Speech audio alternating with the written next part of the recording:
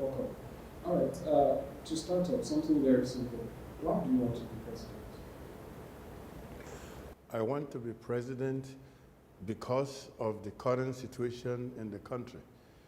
I was sent back by Diaspora Nigerians to come and rescue the situation. We want a country where we want one united Nigeria where there is justice, equity, and fairness, where diversity is strength. We want a country where all groups are assets, where the majority balances the minority, where everybody feel like they have a say in the running of the country. We want a Nigeria where everybody feels like part of the country. I will stop now. Right. I think one of the biggest issues that the country has right now is insecurity. And we've heard other aspirants, they speak on the economy and all that. So I'd like to get your own thoughts or your plans to solve this very serious problem of insecurity, which causes problems to other sectors.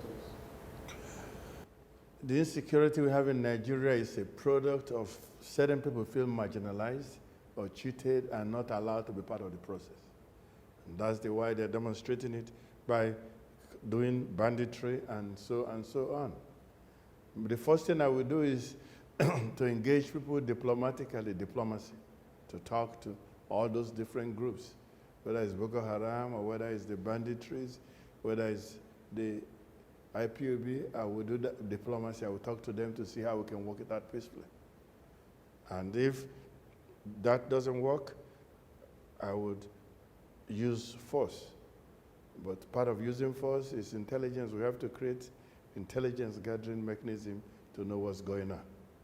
We, just like Churchill did, if the first set of generals don't work well, I will remove them. And I will remove the next set until we find very determined people who want to fight and take care of the problem. I will be very aggressive. It's not going to be like what you have now, when they are not serious about taking away the insecurity. I would buy helicopters, I will buy drones, armed drones. I will be on top of them with drones 24 hours a day, and I will hit them hard. I will drop bombs on them when they're sleeping, when they're awake, when they eat lunch, breakfast, dinner. I will be bombing them. I will not let them think. They will not have time to plan. I will be attacking them. They will not be attacking anybody. I will be attacking them. I will have armed helicopters. I will have paratroopers diving in there on them. I will have drones hitting them. I will be hitting them hard. They will be running, and I will be hitting them. I will not be afraid of anybody, and I will defeat them quick. I will involve the people who knows them. Local people knows them. If they are Muslims, there's Muslims, Hausa Fulani, who knows who they are, where they are. I will use them to penetrate them, and I will destroy them. Who doesn't want to be able to drive from Abuja to Kano, Kaduna? That's what I'm offering them. Do you want to do that? Then you help me. And then I will get the youth involved. If you do youth service, I'll make you do 4 months of military training as part of that. So everybody knows how to fight and defend themselves. If every village have people there, after you do youth service, you do military training, each village I will have where you have gone, or each local government, and when somebody comes to attack them, they will be able to leave their house based on the military training and counter-attack. We're going to be aggressive in attacking these people. I will not leave villages open to come and kill 100 people and go. Each village or local government will be prepared to defend themselves, and this will stop. So it goes, another aspect of it is economics. I will give them economic incentive to change from banditry. I'll teach them skill acquisition. I'll teach them how to be carpenters, how to do plumbing work, electrical, solar. I'll teach them that for free. And then I'll help buy equipment. The government will give small loans for them to buy equipment to open up their own shop. So one part is force, one other part is economic incentive and diplomacy. With all those three applied, I will crush them. Well, I like how very specific you were. Still on specificity, what's the timeline? The past administration were very brazen and promised to solve insecurity almost immediately. if you're elected into power and become president, what's the time frame you are giving Nigerians that you would have gone far in this program? I would say from 6 months to 1 year. I will start by 6 months. I will buy the equipment and have everything trained, the troops. I would say from 6 months to 1 year. It will not be like whatever you're seeing, because people now, some in the government are collaborating with the bandits. It will not happen with me. Anybody that doesn't want to do the job, I will terminate them. I'm not afraid of anybody in Nigeria. So this must be a peaceful place. God has blessed us more than other countries. And you have to be so.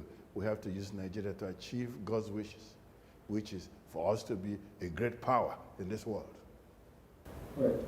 Yesterday you were at the PDP Secretariat, and you mentioned about those things Nigeria is blessed with.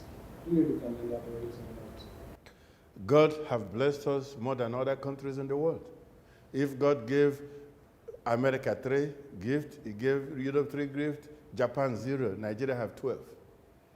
Simple things. Granite, corn, beans, rice, millet, wheat, yam, fish, meat, cow. Cow is a big asset to the country. That's how America started.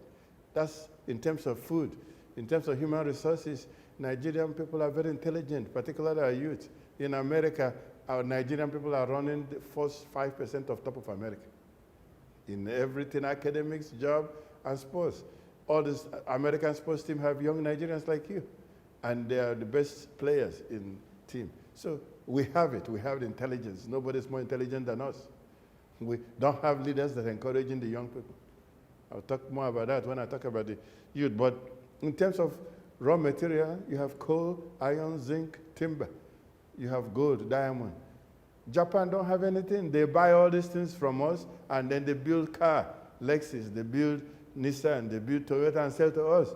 What is wrong with us? What is wrong with us? So that's what I have to change, because I know that I have the youth that are intelligent, that I will use to do the job. I know we have the raw material in the ground, and we have the market. We need to be a producer of everything and shipping them out. Final product, not raw material. I will make things here, and I will send them out. And we sell them, then dollar will come in, and euro will come in.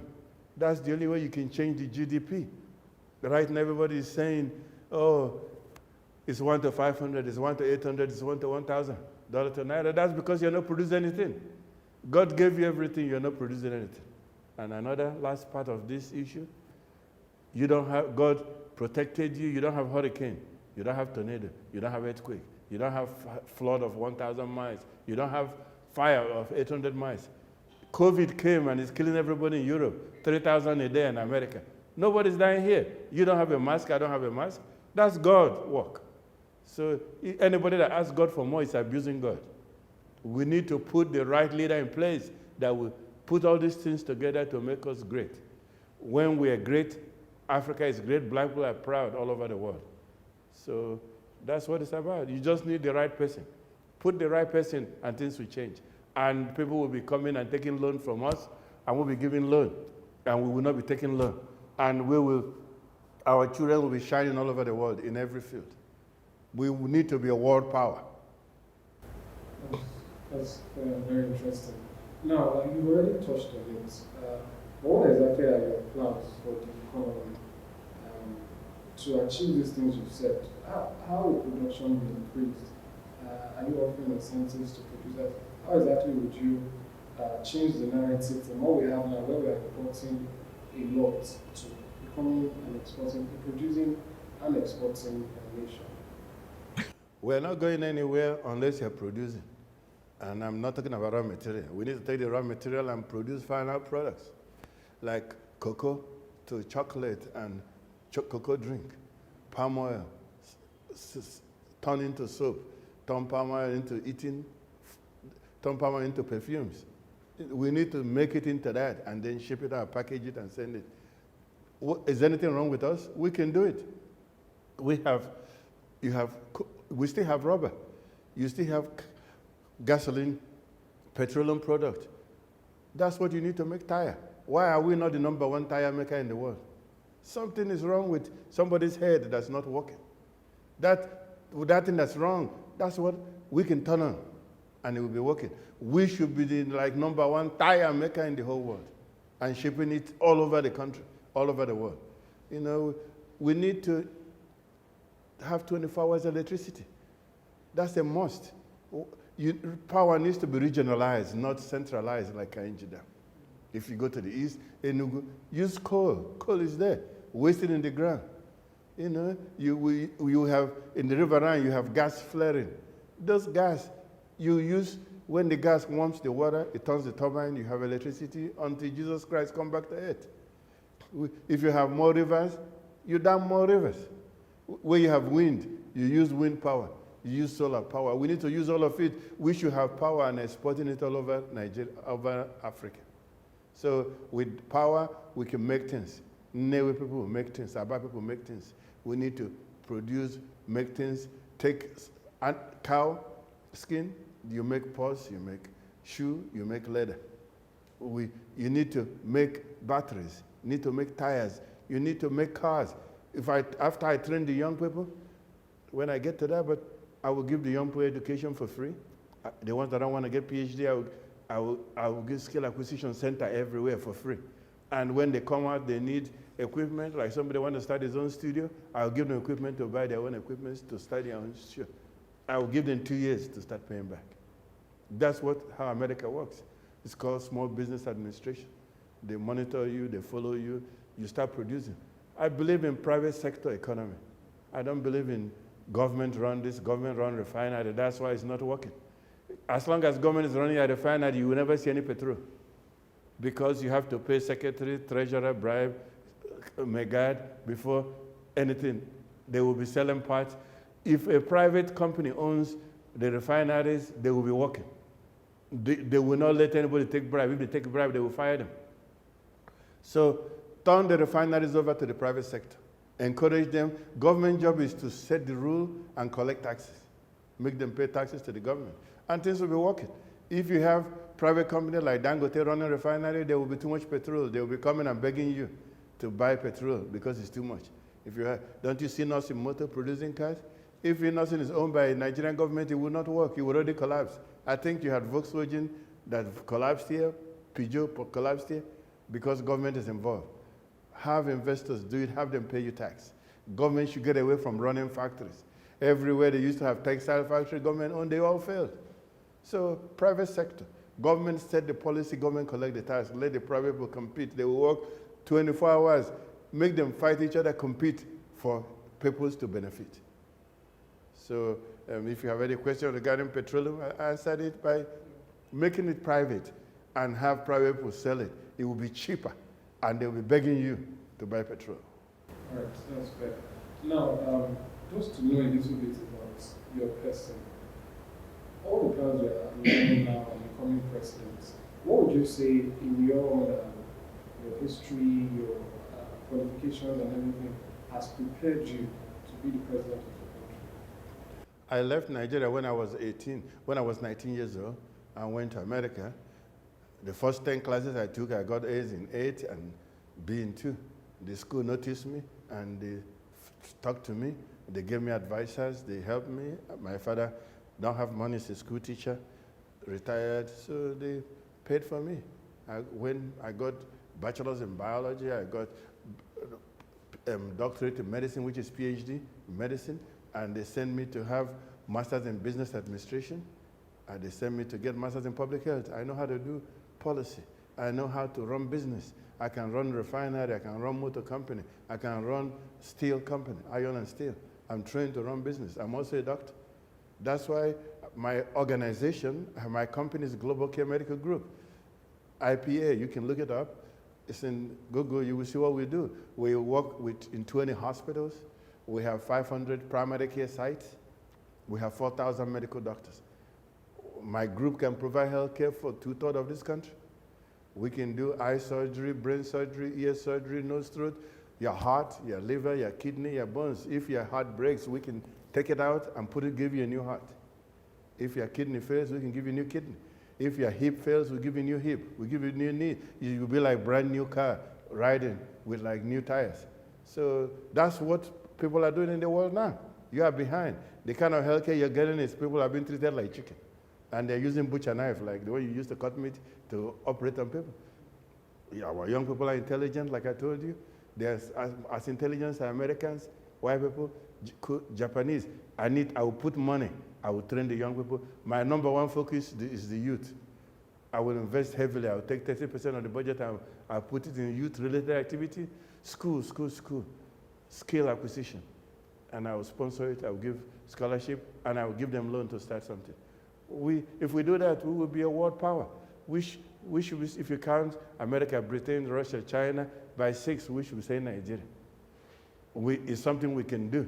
I know we can do it. We have the resources to do it. We have the intelligent children to do it with. Right now, the present system of government, they've destroyed the whole youth. They've been drowned and burned and set on fire. Now, if you continue the same thing in this election, they are going to go after the grandchildren. They are going after to murder and finish the young grandchildren coming. I'm talking about your own set is already finished. I have to stop that. And I want to turn things around. That if you don't have the youth, you're not going anywhere. Our youth can take us to the moon and take us to Mars in 15 years from now. From now to 15 years, we pray them, they will do it. All right, just to add a little bit about youths now. In your administration, would there be youth representation? I told the youth, my center of my campaign is youth empowerment. The youth will be in every side of the government. Every position that you give out, from number 1 to the 5 position, there will be youth. Youth can be number 1, number 2, number 3, number 4, number 5. I will prepare them to switch power over to them. The youth will be part of everything I do. Because, I have my own company. I don't know. In my own company, I built my company here because of the youth, and they are working. And then at the right time, I can tell you about what I'm doing practically in Nigeria to help the youth. All right, that's fair. Now let's talk some party matters now. You've spoken about your policies and what you plan to do, but you need a platform, which you already have on the PDP to do that. There's a sentiment that the PDP is just another side of the coin of the APC. How do you really reply or respond to this, that the PDP is no different from the APC? The people who founded PDP founded it with good principle. They wanted to do something good for the country. It might have been messed up by other people that came later, but the founders thought about rotational presidency. They formed it with every part of the country to be part of it. The top 6 positions, it was formed, the president, the vice, and the Senate chair, speaker. It was designed for each zone to produce them. And they wrote it in PDP, power goes to the north, and then after 8 years, then everything goes to the south. That's in the Constitution, that have not changed. So anybody's telling you that they're trying to change there, the Constitution have not changed. The people are lying and deceiving themselves. Anybody who paid money, the Constitution haven't changed. You are deceiving yourself, you're not deceiving anybody. They will lose that money because the rules have not changed. And you went and start thinking that you will just dream that it will change. The money they put in there is money gone because they are trying to violate the rule. So instead of PDP have a very good chance. They have very good people. All the 17 people running, they are very qualified. I'm more qualified than all of them. For both parties, I'm more educated than everybody running in APC and PDP. And combined, I'm more educated than them. Go and check. If you want to compare certificates, do that. Tell the press to come and look. In terms of experience, I'm running business. I'm running a company with 4,000 medical doctors since 1993 to present. Who have done that among them? They might be working for the government job, which is they collect money, they take half, they share, and they divide among their friends. That's what most of them are doing. So I don't consider that experience. You need somebody who can come and take where there's nothing, take everything and put it together and form something that will give a lot of good job. And that's what qualification and merit means. I heard one of the governors talking about merit and competence. What do they know about merit and competence? What kind of education do they have? What have they done by themselves as a man or a woman to put something together that's giving a lot of jobs? If you haven't, you need to shut up and stop talking about merit and competence. And I'm more I've done that more than everybody else. If you want Nigeria to change, you need to bring somebody who can do it. If you're happy with the way things are, continue. I'll ask you a question. Are you happy about the way the government is running? Are you happy about the state of corruption in Nigeria? Are you happy about the economic situation in Nigeria? Are you happy about the corruption? Are you happy about the future of your children in Nigeria going forward? The answer is no. That's what people are saying. But the solution is to bring somebody new who can change here, because every ingredient of being a great country is here. We need to have somebody who can bring Northerners and Christians and Northerners and Southerners to work together, our brothers and sisters. We need Christians and Muslims to work together for the benefit of Nigeria. We need a president that will make diversity a strength and not of division. If we have Muslims, when they do Muslim things, our Muslims will go and represent us. If you have Christians, where they do Christians things, Christians will go and represent us. And they'll bring all the food back to the table, and all of us will benefit. I will work with all people. If I'm president, Muslim and Christians will not make any difference. I will pick you if you have merit, everybody will have position. Your tribe will not make any difference if I'm president. I will give every tribe, every zone chance in the government. I will not give any Igbo man any more position than Yoruba man or Muslim man or Kanuri man. I wouldn't. I will give everybody the same thing. I will just be looking for talent. Everybody has talent. Everybody has something they can do better than you. Igbo man might be good in commerce. Yoruba man might be better in media and talk shows. Everybody has something. The Northerner, Hausa man, Fulani, they are very good in agriculture. I went to Kano, Katsina, and Kaduna. I was very impressed with how they know about, the Northerners know a lot about agriculture, and the Namas are a good thing. I'll have them Namarize Africa. Make us the #1 Nama makers in Africa. So I see good in everybody. In every tribe, there's something that you can do better than another tribe. No tribe have everything together. If you combine it, I will have a first 11 World Cup team, and Nigeria will win all the time. That will certainly excite the youths. And now, let's talk about, still on your ambition. Some persons have the opinion that you could easily clinch the gubernatorial seat in your state, or you could easily become a senator. Why presidency? Why did you choose to go straight to the top? As I told you, I was sent back by the diasporans, Nigerians, to come and represent them. When they looked at the field of people there, they felt almost all of them are not qualified, or they are not trained enough, they're not educated enough, and they're not patriotic enough. I didn't force myself here because I'm hungry. I'm well-to-do. I was begged by Nigerians to come so that we can have a first 11 president of all tribes. They gave me money to come. Yoruba people, Igbo people, Bini people. They gave me money to contribute to my campaign, which is going on till today. My campaign is funded by Nigerians who has put in money so that I can be here to represent them. They want to come back. They want to come back to Nigeria. 10,000 medical doctors in Europe and America, they want to come back. They're tired of being there, but they need me to come and sow the seed, clear the ground for them. That's what they want. So I'm here to change, because the people here, all they know is chop and I chop politics, and I want to change that. Right. And now, you've been talking a lot about diaspora. I just want to know, when or if you should become the president of Nigeria, what's going to change in terms of the relationship we have with our brothers who are abroad? Because we know that there's a lot of revenue that comes into the country just from persons who are abroad, and sometimes it doesn't always circulate properly. So what might be the difference if you should become president? I will have diaspora heavily engaged in the system here. I will have them, because in every country that's great, like Israel, these diaspora people are the one that came and built it. So I will open the door for them. I'll make things easy for them to participate. Remember, we have up to 3 or 5 million Nigerian Americans in America alone. Our children born, they are superstars. They're already running for congresses and running for different positions. Very soon you will see a Nigerian senator. This assistant treasury in America is a Yoruba man. You're going to see more of that. They are coming from all directions. The best doctors in America are Nigerians. They went to good school, Harvard, Yale, top schools. So it will never, their being there will never end. We will just have to be going back and forth like Israel is doing with their people. So I will make sure that they're able to vote from there, like other countries do.